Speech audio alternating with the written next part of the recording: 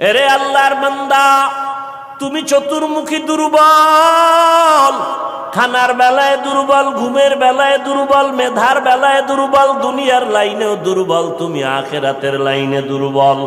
এখন যদি তুমি জান্নাতের পথে চলতে চাও, একা একা চলা যাবে না, তোমার সাহায্য নিতেই হবে। সাহায্য ছাড়া চলার কোনো রাস্তা নাই। তুমি কোরআন পড়তে জানো না, নবীর সুন্নত কোনটা বুঝো না। এখন যারা সুন্নত জানে, কোরআন জানে, তাদের কাছে যেতেই হবে। ওলামায়ে আহলে হকের পরামর্শ ছাড়া চলার উপায় নাই। সাহায্য ছাড়া চলা যাবে না। সাহায্য তুমি কার থেকে নিবারে বাবা? এমন একজন থেকে সাহায্য নাও যার মধ্যে কোনো অভাব নাই, যার পেছনে কোনো স্বার্থ নাই। দুনিয়াতে নজর করে দেখলাম স্বার্থ ছাড়া কোনো মানুষ দুনিয়াতে নাই। আছে? অভাব ছাড়া কোনো মানুষ নাই। বরং টাকা যার যত বেশি, তার অভাব তত বড়। যারা যত বড় লোক, তারা অভাব তত বড়। অভাব গরিবের 100 টাকায় সমাধান হয়, বড় লোকের 1,00,000 টাকায় অভাব সমাধান হয় না। এই স্বার্থ ছাড়া, অভাব ছাড়া একজন পাইবা, তিনি আর কেউ নয়, আমার আল্লাহ। ইয়া আইয়ুহান নাস আনতুমুল ফুকারাউ ইলাল্লাহ ওয়াল্লাহু হুয়াল গনিয়্যুল হামিদ।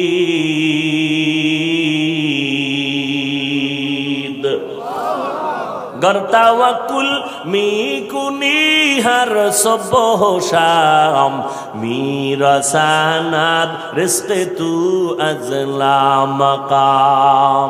বাহাদুরি করিও না রে বাবা, অন্যের সাহায্য ছাড়া চলা যাবে না। দোয়াও কিন্তু একটা সাহায্য, দোয়াও সাহায্য। সাহায্য ছাড়া চলা যাবে না। মা বাবায় দোয়া করে, এর সাহায্যে আমরা বড় হয়েছি। মা বাবার ক্লান্ত পরিশ্রমের কারণে আমরা বড় হয়েছি, মা বাবার সহযোগিতায় বড় হয়েছি। কিন্তু স্বার্থ ছাড়া জমিনের মধ্যে কোনো মানুষ নাই, তিনি আমার আল্লাহ। এরে বান্দা, নিজেরে বড় মনে করলে ধ্বংস অনিবার্য। আল্লাহর এক বান্দা বড় আবেদ, আমার নবী সাহাবায়ে কেরামদের ঘটনা শুনাইতেছেন। বড় আবেদ, বনি ইসরাইলের ভেতরে নাম বড়, নাম ডাক বেশি, এত ইবাদত করতেছে। একদিন সিদ্ধান্ত নিয়ে নিল, ঘরের মধ্যে থাইকা ইবাদত একুরেট হয় না, মানুষের সাথে চলাফেরা, মন মানসিকতা নষ্ট হয়ে যায়। সিদ্ধান্ত নিয়া পাহাড়ের কিনারায় চলে গেল। পাহাড়ের উপরে উঠা ছোট্ট একটা রুম বানাইয়া ওইখানে আল্লাহর বান্দা ইবাদত করে। পাহাড়ের চূড়ায় সাধারণ মানুষ সেখানে যায় না, মন মানসিকতা নষ্ট হয় না। আল্লাহর বান্দা পাহাড়ের চূড়ায় গিয়া ইবাদত করে। ঘরের ভেতরে মা বড় একা, আম্মা জান ঘরের মধ্যে বসে মোটামুটি জীবন যাপন করে। সন্তান আসে না, ইবাদতের মজা পাইয়া পাহাড়ের চূড়ায় উঠে ওখানে ইবাদত করে। একদিন মা মনে মনে ভাবলেন, আমার সন্তান আমার কাছে না আসলে তো আমি ও থাকতে পারে, আমি মা তো থাকতে পারি না। কারণ আমি মা, সন্তানের আমি গর্ভ ধারণ করে কত কষ্ট করেছি। মা সিদ্ধান্ত নিল, আমি হেঁটে হেঁটে পাহাড়ের কিনারায় যাইয়া আমার বাবার চেহারাটা একটু দেখা কলবের সান্ত্বনা দিব। আম্মা জান ঘুমের থেকে উঠা সকালবেলা সূর্যের গরম যখন শুরু, হেঁটে হেঁটে পাহাড়ের কিনারায় চলে গেলেন। আল্লাহর বান্দা আবেদ পাহাড়ের চূড়ায় ইবাদত খানায় নামাজ পড়ে আর আল্লাহরে সেজদা দেয়।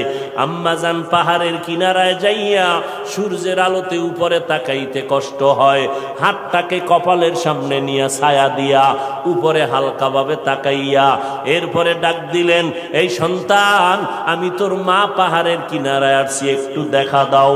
আমি মা তোমার চেহারাটা দেখার জন্য পাগলের মতো হয়ে গেলাম। আল্লাহর বান্দা পাহাড়ের উপর থেকে মায়ের কণ্ঠের আওয়াজটা শুনছে। এমন সময় ডাক দিছে মা, যেই সময় আল্লাহর বান্দা নামাজে দাঁড়ানো।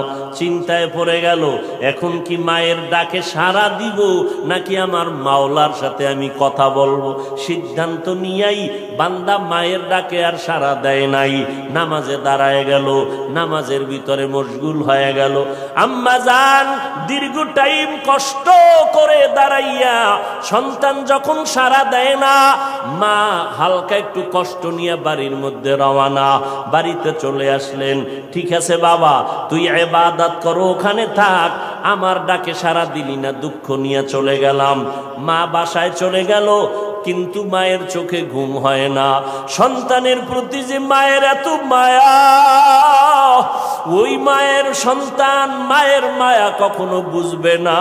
যদি সন্তানগুলো মায়ের কষ্ট বুঝতো, জীবনে কোনো সন্তান মায়ের কষ্ট দিতে পারতো না, মায়ের চোখের পানি ফালতে পারতো না।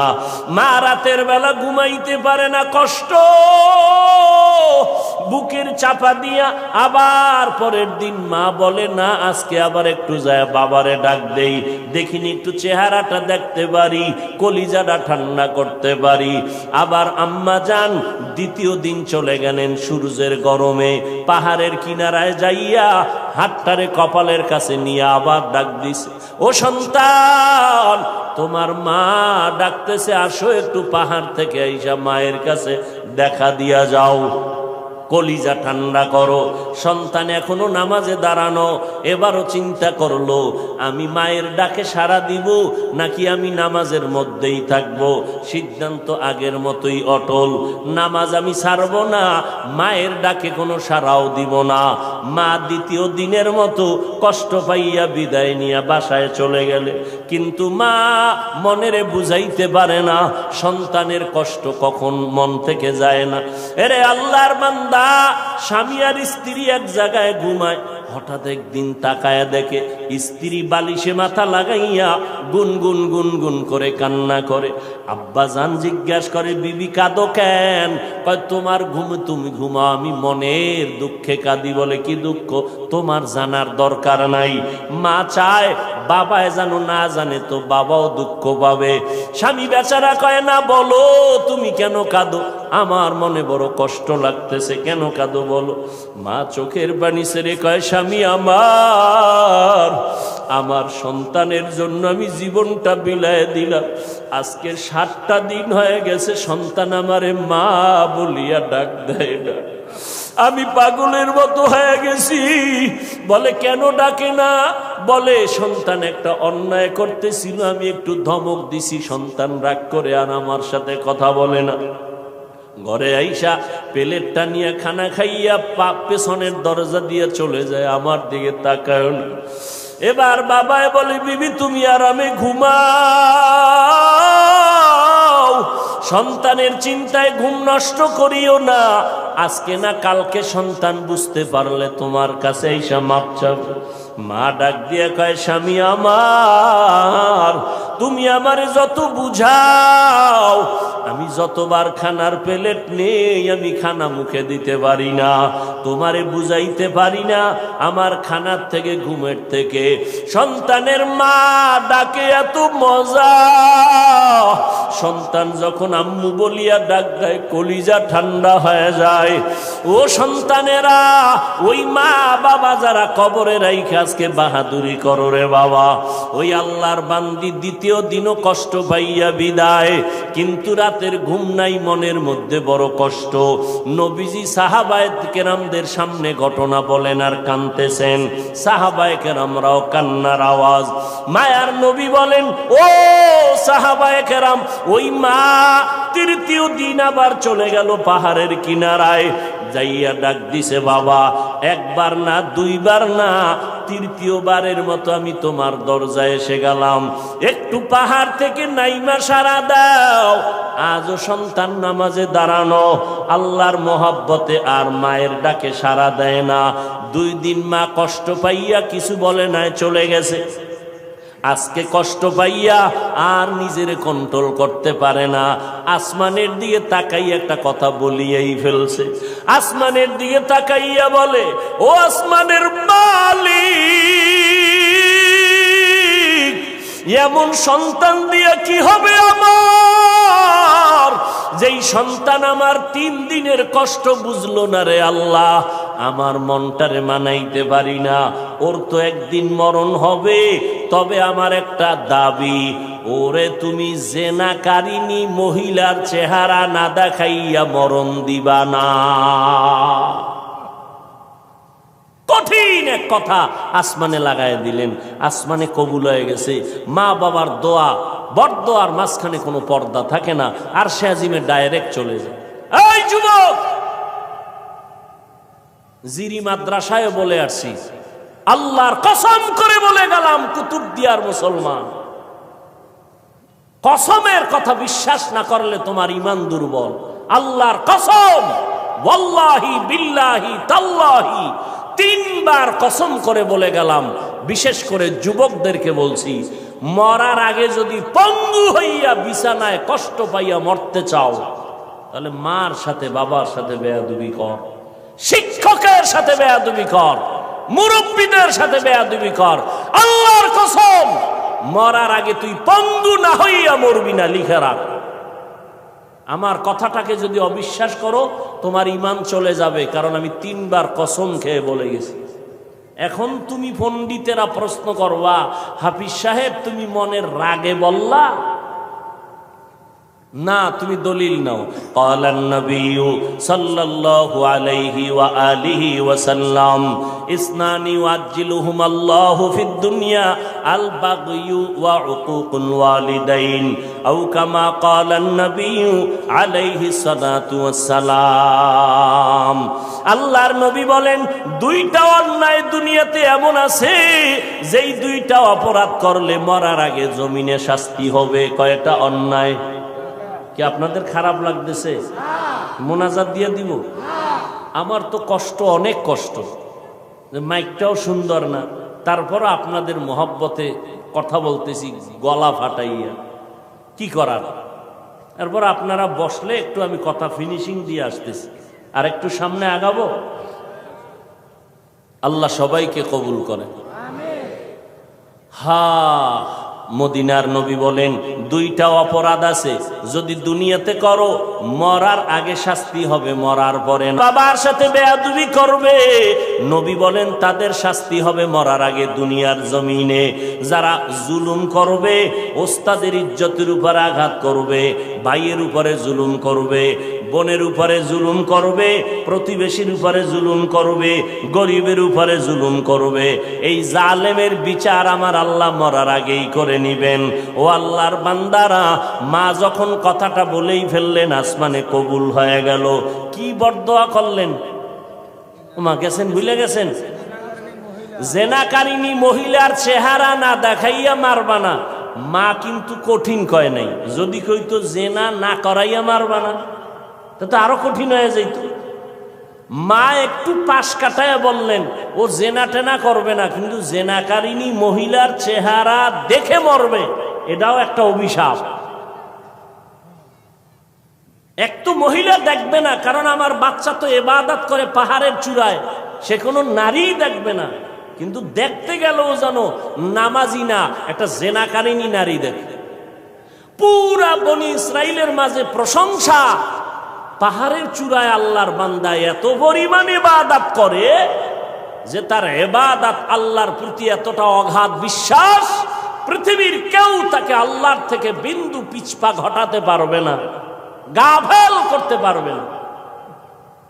ওই এলাকার এক সুন্দরী মহিলা, রূপসী, সে কয় এত প্রশংসা তারে কেউ আল্লাহর থেকে আলাদা করতে পারবে না। কয় না, কেউ পারবে না। কয় আমি পারবো। সুন্দরী মেয়ে বলে আমি পারবো। এই মেয়ে হাঁটতে হাঁটতে ওই পাহাড়ের চূড়ায় উঠছে, উঠা দেখে আল্লাহর বান্দা নামাজে দাঁড়ানো। ওর কামি শুধু আল্লাহর সেজদা দেয়, নামাজে দাঁড়ায়, তেলাওয়াত করে, দিয়ে কাজ চলতেছে, নামাজ আর নামাজ আর নামাজ। ওই মহিলা আল্লাহর আবেদ বান্দার সামনে দাঁড়ালো। যেই সূরাটা ধরলে আল্লাহর বান্দার নজর চলে আসবে, জিনা করার জন্য বাধ্য হবে, এমন কৌশল কোনোটা বাদ দেয় নাই মহিলা। কিন্তু তাকায় দেখে আল্লাহর বান্দা একটা নজর কোনো দিকে ডান বাম করে না, নিচের দিকে নজর, আল্লাহর মোহব্বতের ভিতরে মশগুল। বলবেন মহিলা হাতটা ধরবে না, রে বাবা এটা সম্ভব না। আল্লাহর উপরে ভরসা কইরা যারা চলবে এদের গায়ে টাচ করার ক্ষমতা কোনো বাহাদুরের নাই। যদি হাত বাড়ায় তোরা হাতটা সাথে সাথে বাঁকা হয়ে যাবে। ইব্রাহিম নবী বিশ্ব সুন্দরী সারাকে নিয়ে যাইতেছিল মিশরের উপর দিয়া।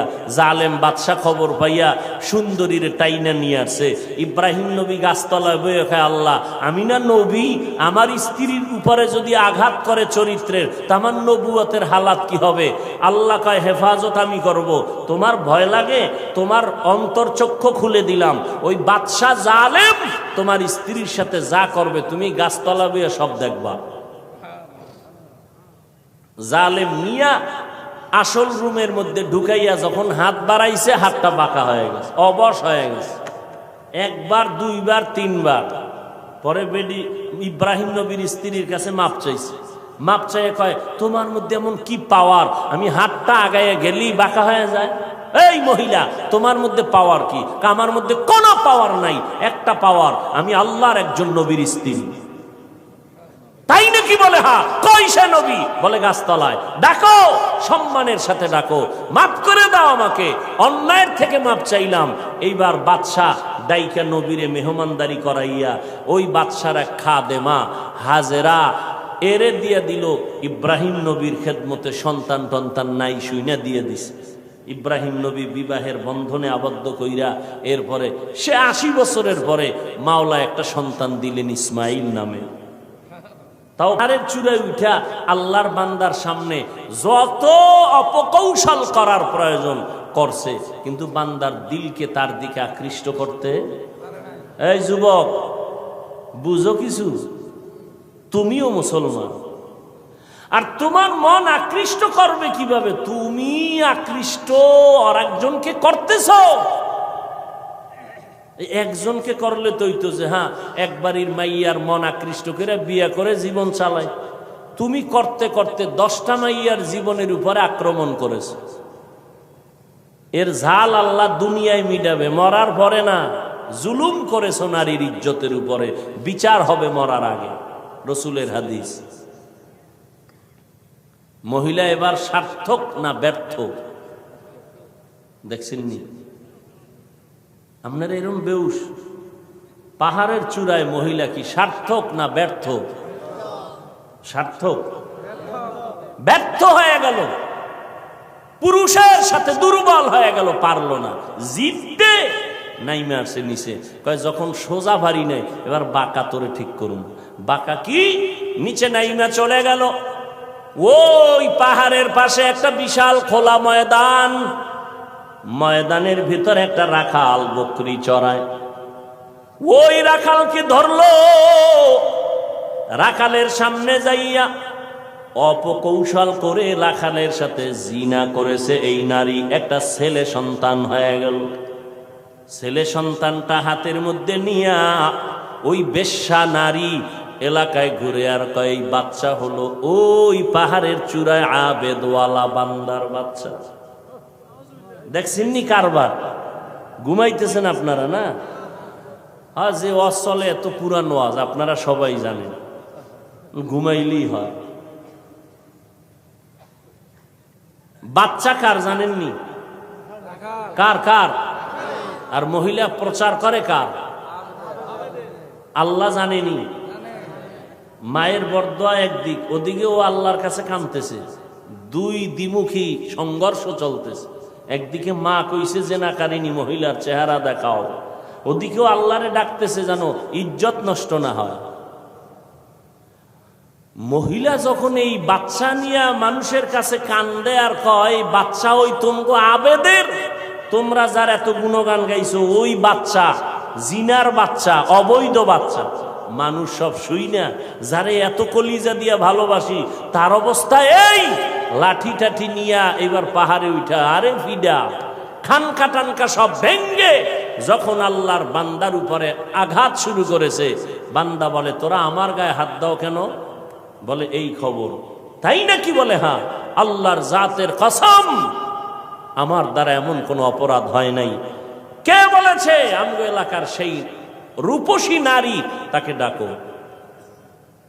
এবার জেনাকারিনী মহিলাকে ডাকা হলো। জেনাকারিনী মহিলাকে ডাকার পর আল্লাহর বান্দা আবেদের সামনে জেনাকারিনী মহিলা দাঁড়ানো। মা কইছে, আল্লাহ আমার সন্তানের জেনাকারিনীর চেহারা না দেখাইয়া মরণ দিও না।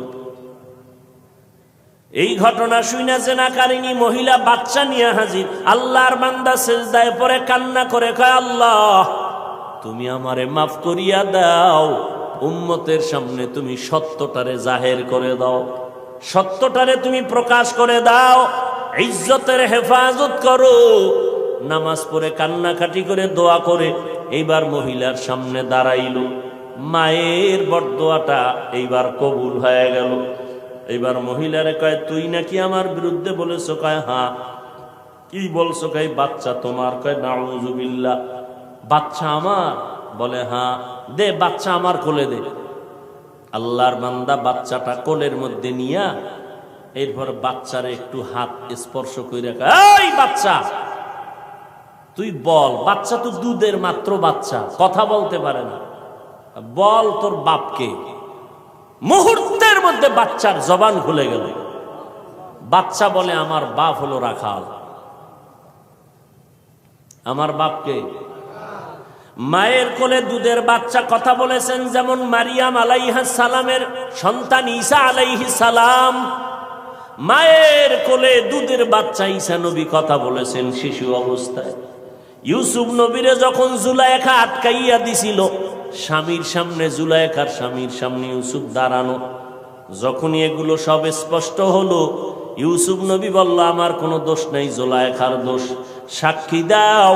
ইউসুফ নবীর সামনে তখন এক মহিলা দুধের বাচ্চা নিয়ে দাঁড়ানো। ইউসুফ নবী বললেন, আমি সত্যবাদী না জুলাইখা সত্যবাদী? দুধের বাচ্চা সাক্ষী দিবে। বাচ্চা কয়, বাচ্চা কথা বলতে পারেনি। কয়, প্রশ্ন করার দায়িত্ব তোমার, জবাব দেওয়ার দায়িত্ব এই বাচ্চা। যখন জিজ্ঞাসে, বাচ্চা কথা বলে দিছে, কোরআন শরীফের আয়াত। বাচ্চা ইউসুফ নবীকে নির্দোষ প্রমাণের জন্য একটা স্কেল দিয়ে দিছে। এরে কুতুবদিয়ার মুসলমান, আমার মাওলার কুদরত বড় কঠিন। মায়ের বরদোয়াটাও, দুনিয়ার কোনো ভয় নাই, হালাল খাইয়া চলবা, আল্লাহ বিজয়ের মালা গলায় পরাইয়া দিবেন। কয়দিন আর দুনিয়ায় বাহাদুরি করবারে বাবা? আল্লাহ যদি সমুদ্রে একটু হুকুম করে, একটু গরম হয়ে যা, রাতের ঘুমের মধ্যে 1 মিনিট লাগবে না কুতুবদিয়ারে ধ্বংস করার জন্য, 1 মিনিটও লাগবে না। আল্লাহ কয়, বান্দা আমার স্মরণ কর, আমি আল্লাহর কাছে সাহায্য চাও। সাহায্য কেমনে চাইবা? ধৈর্য আর নামাজের মাধ্যমে সাহায্য প্রার্থনা করো। আজকে আমাদের ভেতরে ধৈর্যের বড় অভাব, নামাজের বড় অভাব। ও যুবকেরা, ও পর্দার আড়ালের আম্মা জানেরা, আজকে নামাজের এত বয়ান, এক বেলার নামাজ ছেড়ে দেওয়ার কোনো সুযোগ নাই। ও যুবক, এক বেলার নামাজ ছাড়ার কোনো কায়দা নাই, অথচ তুমি নামাজ পড়ো না রে বাবা। আজকে আমি তোমাকে কিন্তু এই কথা বলি নাই আমগো মতো হুজুর হইয়া যাও, 5 কল্লি মাথায় দাও একবারও বলি নাই, কওমি মাদ্রাসায় পড়ো তাও বলি নাই, স্কুলের লেখাপড়া বন্ধ করো তাও বলি নাই। বরং বাবা তুমি চাকরি করো, ব্যবসা করো, স্কুল কলেজে পড়ো, কোনো বাধা নাই। ওখানে থাইকা আল্লাহর হুকুম নবীর তরিকা মতো নামাজ পড়ো। মা বাবার দোয়া নিয়ে সামনে আগাও, ওলামায়ে কেরামের পরামর্শ নিয়ে চলো, নবীর সুন্নতের মালা গলায় লাগাও। খবরদার, কপাল পোড়া যদি হইয়াই থাকো তাহলে কিন্তু তোমার কপাল দুনিয়াতেও শেষ, আখিরাতেও শেষ। কিছু কপাল পোড়া এমন আছে, বুঝাইলে উল্টা আমারে বুঝানোর চেষ্টা করে। যদি কই ভাইজান টুপি কেন পরো না, ও তো বলা দরকার ভাই হুজুর টুপি মাথায় দেওয়া দরকার, নবীর সুন্নত। এটা তো কোনো পিসাবের সুন্নত না, নবীর তরিকা। হুজুর আমি পারি না, দোয়া করবেন, চেষ্টা করব। কিন্তু কিছু নেমক হারাম, বেপরোয়া আল্লাহর বান্দা, এদের জবাবটা এমন অহংকারী জবাব। কয় হুজুর টুপি মাথায় না দিলে অসুবিধা কি? টুপির মধ্যেই কি ইসলাম? দাড়ির মধ্যেই কি ইসলাম? পোশাকের মধ্যেই কি ইসলাম? এই রকম বেপরোয়া আল্লাহর বান্দা নবীর দুশ্মন আছে না নাই?